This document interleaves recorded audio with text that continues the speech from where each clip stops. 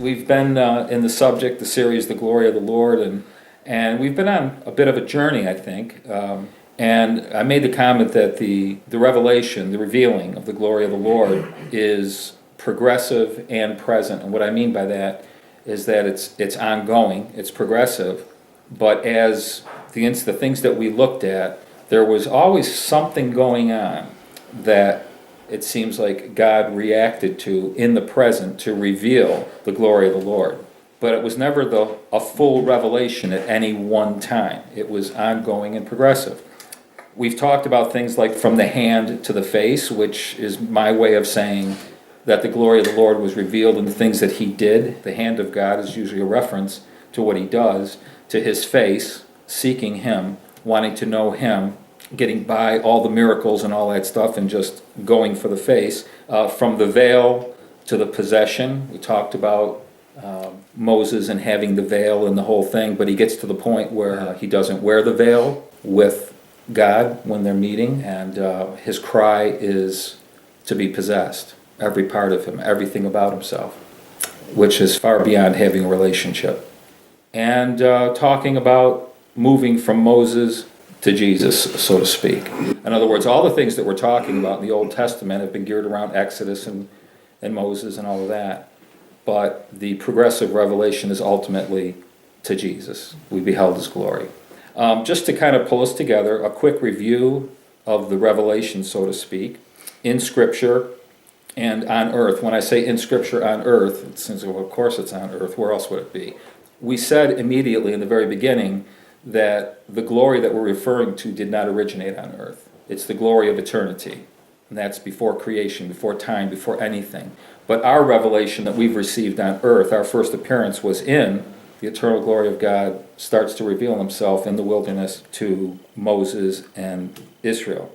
So Psalm 8, verse 1. O Lord, our Lord, how excellent is your name in all the earth, who has set your glory above the heavens. Okay. 19, verse 1. The heavens are telling of the glory of God, and their expanse is declaring the work of his hands. Psalm 113, verse 4. The Lord is high above all nations, his glory above the heavens. 148, verse 13. Let them praise the name of the Lord, for his name alone is exalted. His glory is above earth and heaven. And I just grabbed some of these because, I mean, there's tons and tons of scripture of the revelation of the glory of God above all creation, above everything. So when we're talking about the glory of the Lord, it's kind of part of me is sort of like, how stupid of me to even approach a subject that we could spend the rest of our lives talking about and barely scratch the surface, so to speak. I've got to be honest with you. But I'm trying to gain a greater appreciation of what John means when he says we beheld the glory of God, we beheld his glory. John 17:5, what is Jesus' prayer? Now, Father, bring me into the glory we shared before the world began. So he's looking to return to the glory that he shared with the Father before creation. So our first appearance is in the wilderness. It was in Exodus 16. It was the manna that came down from heaven. It was actually the glory of God, the Father.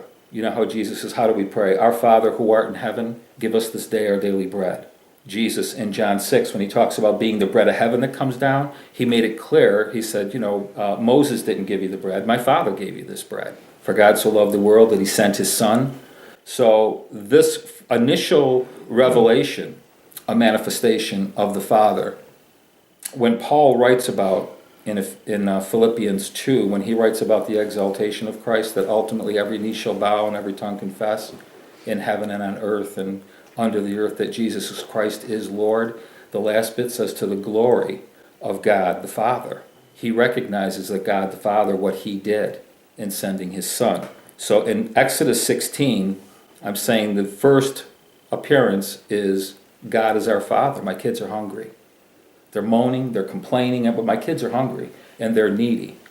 I hope all of us leaves the room today realizing that every single need that we have, our Father is well aware of, and he'll do whatever needs to be done to take care of us. Simple as that. Would that we held on to that truth. It would save us a lot of worry, a lot of stress, a lot of fear. Exodus 24, the next appearance when the law is handed down at Sinai. The law, the word, comes down from heaven. We hear the word, In the beginning was the Word, and the Word was with God, and the Word was God. He was in the beginning with God. All things were made through him, and nothing that was made without him. The whole thing, the Word. We would immediately say the Word is the Son. The glory of God the Son comes down at Mount Sinai. Also look at it in terms of the truth, because thy word is truth, it says in John 17. So the second revelation is the Son being made known, the glory of the Son at Mount Sinai, the Father and the Son.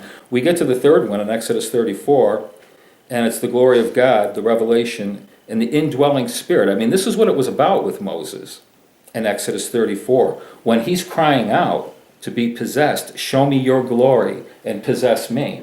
He's crying out for something that nobody had known, which was not just the indwelling, but a full possession of the Spirit in me. Ultimately, he glows like a light bulb.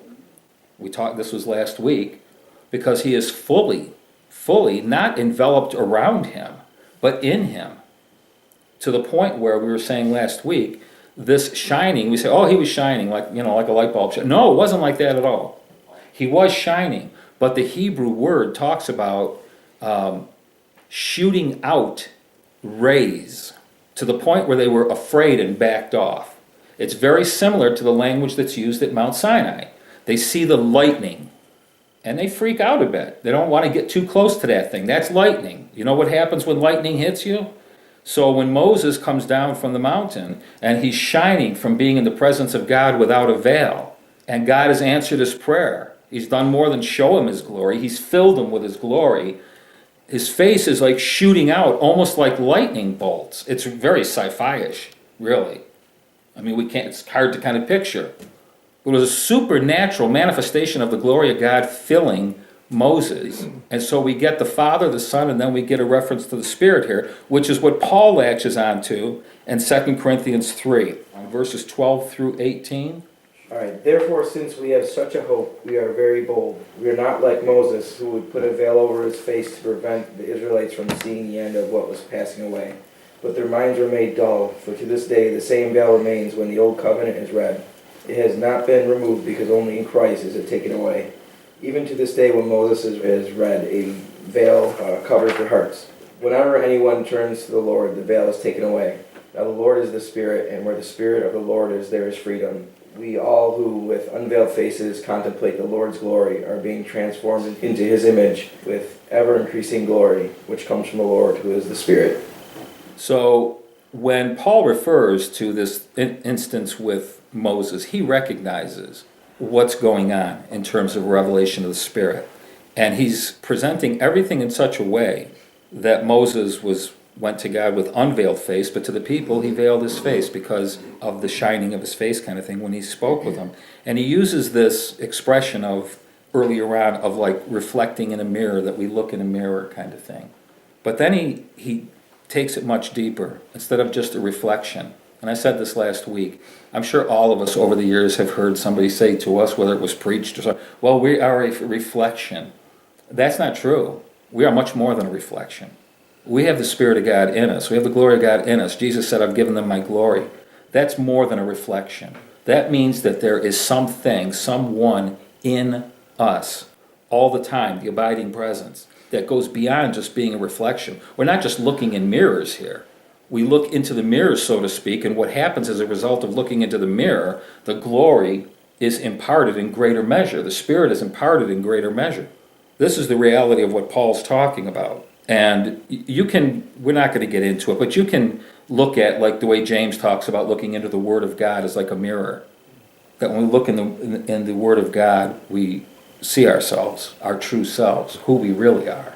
And Paul talks about, in 1 Corinthians 13, he also talks about, right now, currently, we're kind of like mirror fixated, but that's not permanent. That's just to get us off the ground with the transformation that he's talking about from glory to glory. The question has to be asked, what is he talking about from glory to glory?